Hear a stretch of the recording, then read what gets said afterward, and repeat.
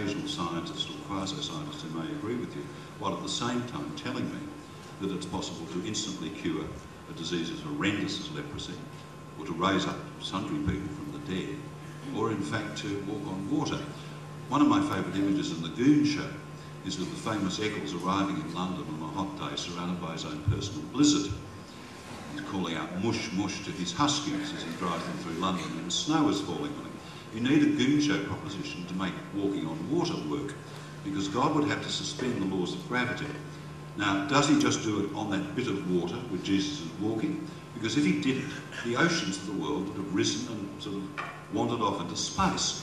Either you believe in the laws of physics that God ordained at your Big Bang, or you don't. You can't sort of muddle and fuddle and your way through it. They are completely different worldviews, and you know it. And I admire your struggle to bring them together. It is a titanic, it's a poignant struggle, but you're not up to the task because nobody is. Nobody is. Do you feel muddled and fuddled, Dr. Craig? Well, no, and Philip didn't respond to my point. I mean, there's nothing for me to respond to here except his emotional denunciations. But you were raising the issue of logic.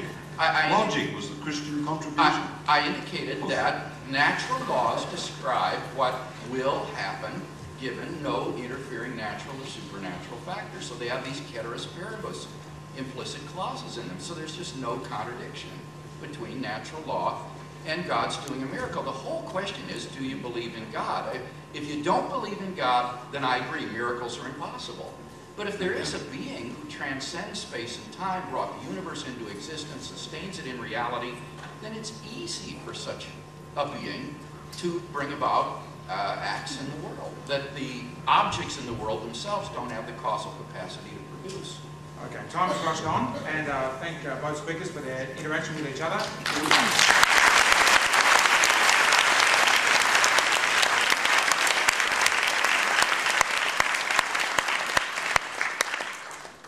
Closing summations.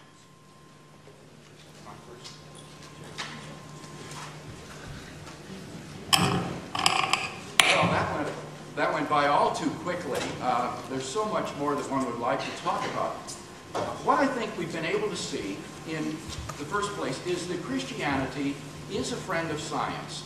That in the first place, historically, it furnished the conceptual framework in which modern science could arise and flourish.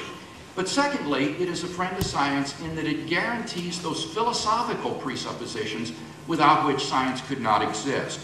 And then I looked at 4 points of contact in the current debate or dialogue between science and theology. First, the origin of the universe.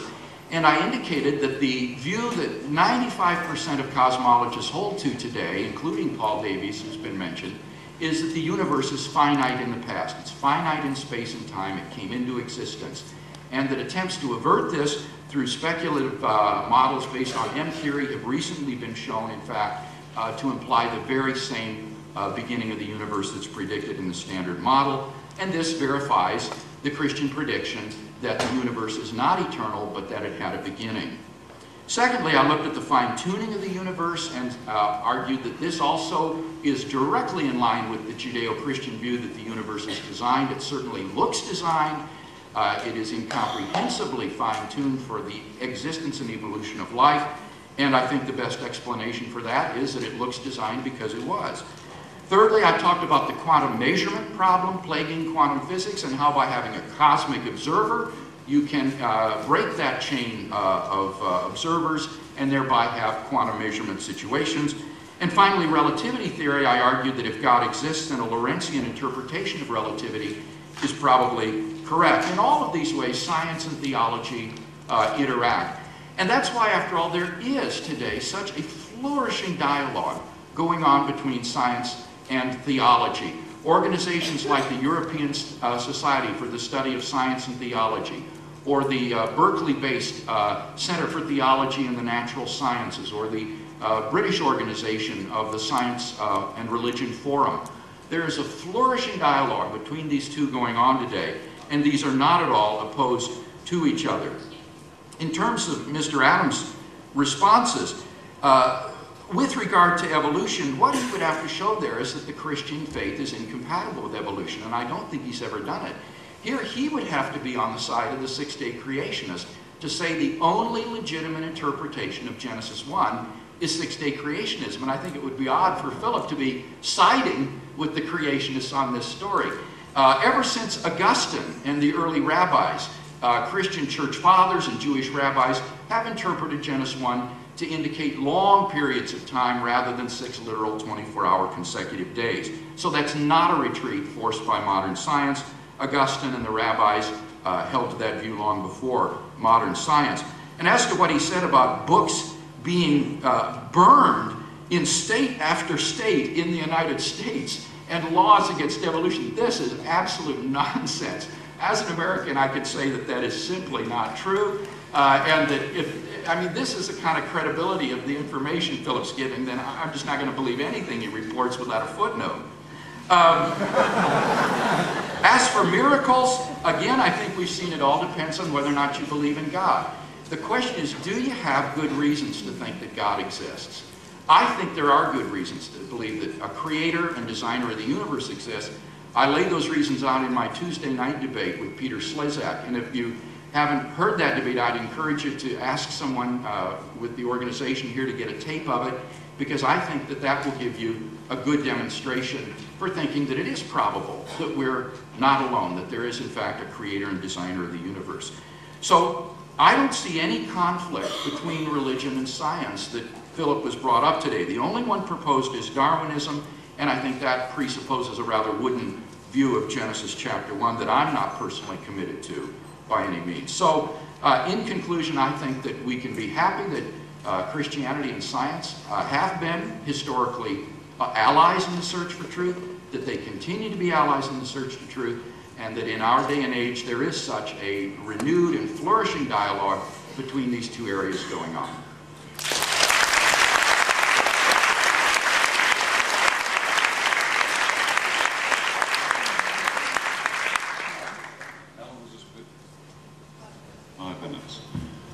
I think you should begin each of your statements with "once upon a time and happily ever after." The other day, Stephen Jay Gould died, a significant scientist.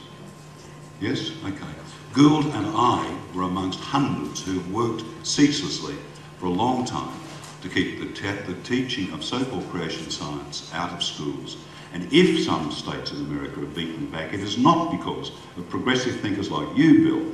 It is because of the absolute battle by scientific colleagues of mine, principally in an organisation which I helped to found called the Committee for the Scientific Investigation of Claims of the Paranormal.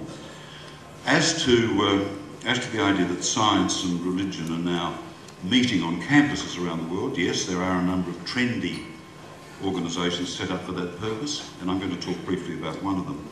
But another great environmental scholar, Richard Dawkins, has called for the expulsion of these courses from any university, along with the study of theology itself. Freeman J. Dyson, I mentioned before, was writing about another Christian scientist, Sir John Polkinghorne, who, like my friend Davies, was a winner of the Templeton Prize. Polkinghorne, let me remind you, was a well-known physicist who spent 20 years doing research in theoretical particle physics and then switched to theology. He was ordained as an Anglican priest and has spent the last 20 years serving as a link between the church and the academic community, doing God's work along the lines outlined by you.